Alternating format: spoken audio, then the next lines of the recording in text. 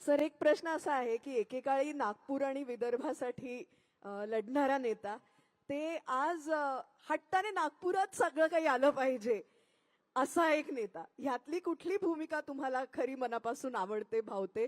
आणि हे सगळं करताना तुम्ही आता इतक्या पॅशनेटली इथे येणारे उद्योग संस्था उभे राहणारे सगळा जी काही इकोसिस्टम आहे त्याबद्दल सांगता आहात, तर हे सगळं इथेच आलं पाहिजे अशी तुमच्यावरती टीका सुद्धा केली जाते का? तेव्हा काय वाटतं, मुळात अशी टीका योग्य आहे का? म्हणजे लोक विचारतात गावचा विचार आधी करते बा हा माणूस. नाही, ही टीका योग्य नाहीच. कारण नागपूरचा एक मोठा बॅकलॉग होता. खरं तर नागपूरचा आपण विचार केला तर नागपूर हे राजधानीचं शहर होतं.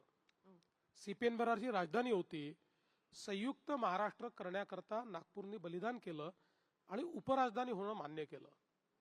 पण त्यावेळी नागपूर आणि विदर्भाला जी काही आश्वासनं दिली गेली होती ती पाळली गेली नाहीत.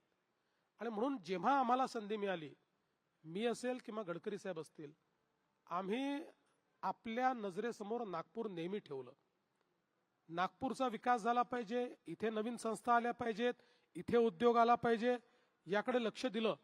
पण हे करताना इतर ठिकाणी दिलं नाही असं नाहीये. आज बघा, मुंबईचं बदललेलं स्वरूप हे आम्हीच केलेलं आहे. पुण्याची मेट्रो असेल, पुण्याचं बदललेलं स्वरूप हे आम्ही केलंय. संभाजीनगरमध्ये एवढी मोठी आज औद्योगिक ॲग्लोमरेशन आणि पहिली स्मार्ट सिटी त्या ठिकाणी इंडस्ट्रीयल टाउनशिप तयार केली, ती आम्हीच केली.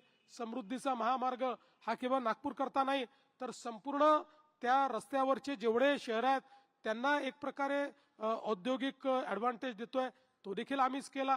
अमरावतीला टेक्सटाईल हब असेल ते देखील आम्हीच केलं. त्यामुळे असं काही एका शहराकरता आम्ही बसलो नाही, तर या महाराष्ट्रामध्ये अगदी धुळ्यापासनं तर गडचिरोलीपर्यंत प्रत्येक शहराचा विचार हा त्या ठिकाणी केला. प्रत्येक जिल्ह्याचा विचार केला, तिथे उद्योग आले पाहिजे असा विचार केला. आणि आज मी हे सांगू शकतो की महाराष्ट्रातला असा कुठलाही जिल्हा नाही की ज्या जिल्ह्यामध्ये आमचा इम्पॅक्ट तुम्हाला दिसणार नाही.